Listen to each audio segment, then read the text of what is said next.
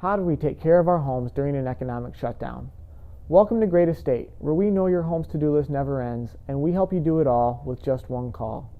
I recently had the opportunity to sit down with Cole Groot of Mag Plumbing.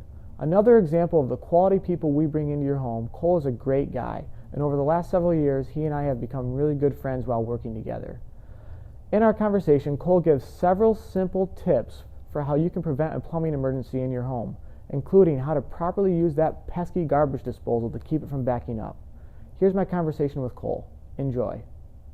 Hey, Cole, thank you for being here today. We appreciate you taking the time to meet with us in this strange and unique time. We're really trying to educate people out there on things that they can do and talk to them a little bit about what services are going on in the plumbing world.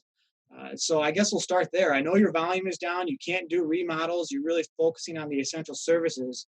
What Correct. kind of things have you been doing?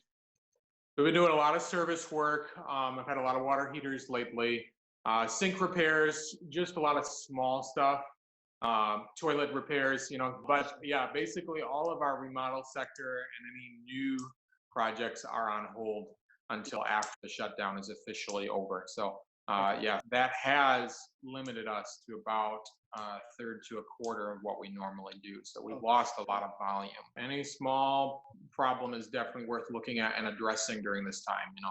Okay, good. So knowing your volume is down now, hoping the stay-at-home order gets lifted here shortly, what do you anticipate is going to happen then? We are anticipating that as restrictions get lifted, that we are going to be starting to get into more of our larger projects, which have backed up. So there will be a short backlog as we get back into things here. So if you have any projects that you're looking at getting into, now is a good time to be planning them and even contacting your contractors to make sure that things are lined up and in order for when the shutdown is done. That way we can get you in a timely manner rather than being backed up for 3 or 4 months. Sure. Yeah, so we keep talking to people about that. We want our members to reach out to us. We know you guys will work with us and make sure our members get fit in quickly. You always do. So we certainly appreciate your efforts on that end. And on that end, obviously those are planned projects, but emergencies always happen. And we always leave room for those things to make sure we can take care of them in a timely manner. A lot of times we're within a day, if not the day of those emergencies happening. So that's what we really try to strive for. Yeah, you've always been great about that. A lot of people are at home right now. They're sitting around, they're wondering what they can do at their house. They're trying to be do-it-yourselfers and take care of things on their own. Do you have any tips, some plumbing tips, things they can watch for, things they can take care of themselves? Yeah, a lot of visual inspections. This is a great time. If you've got exposed piping in your basement, you can go take a look at, just make sure things are going. This really applies more for older homes. Newer homes are probably not going to deal with most of these issues. But if you have cast iron or copper drains or galvanized water lines in your basement that you can look at, go take a visual inspection. See if there's any leaks or joints that are having issues or lots of corrosion in any different spots. Those are areas maybe not needing to be taken care of right away, but definitely something for you to be aware of and keeping an eye on in the future. Besides that, you can look at your water heater. Make sure that is in good functioning order. Again, that there are no leaks on the water heater in any spots, no burn areas if there's a flue at the top that can that where the gases go out of. So just good time to be able to look through those things if you've got some time and you're at home. So check your filters. If you've got a refrigerator water filter or a whole house filter, make sure that those are in good operational order, that they're not full. Beyond that, sump pumps, sewage pumps, making sure those are in working order as we get into the wet season here. It's a lot of things you can do at this time, really take care of your house and save yourself some money from problems in the future. Yeah, sure. There's do-it-yourself projects. That always saves a little bit of cash. So, one of the preventable things that we see a lot, and we've had some calls during this time too, is clogged kitchen sinks in particular, especially with garbage disposals. Can you educate a little bit on what is supposed to go down at garbage disposal, how people can care for that a little bit better so that we don't run into those problems? Yeah, definitely.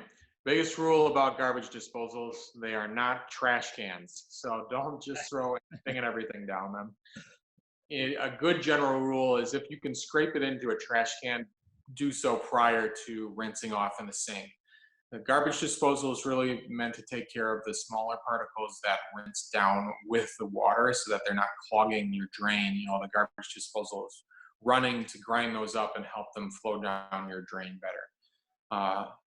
You could also at this time clean out the garbage disposal, putting ice down at a handful of ice and then running the garbage disposal to grind that ice up. Also, lemon or orange rinds are really good to put down them as well. So just, simple things that you can do to clean that garbage disposal out and make sure it's in good functioning order. Sure. And just always make sure you're running water as you're grinding.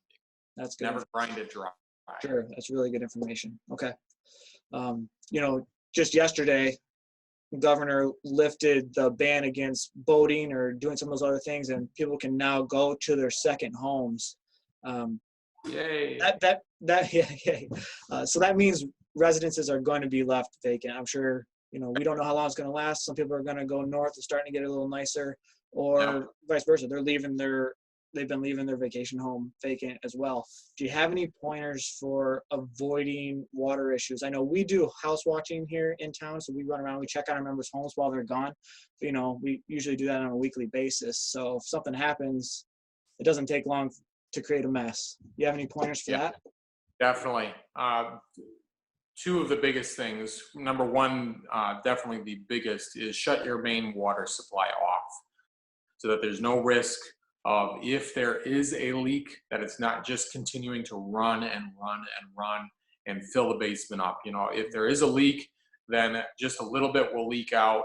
It will still do damage, but it will definitely mitigate the amount of damage that it's going to be done. So just shut the water off right at the main, your city main, or you can flip the switch on your well and just turn that off.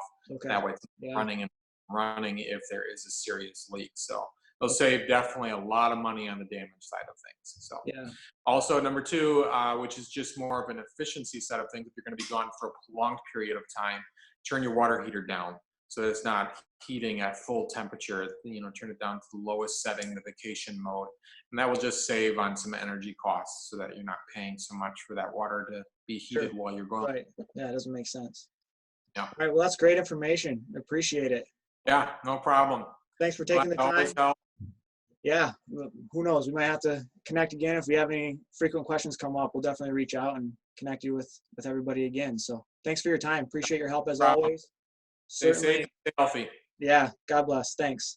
God bless.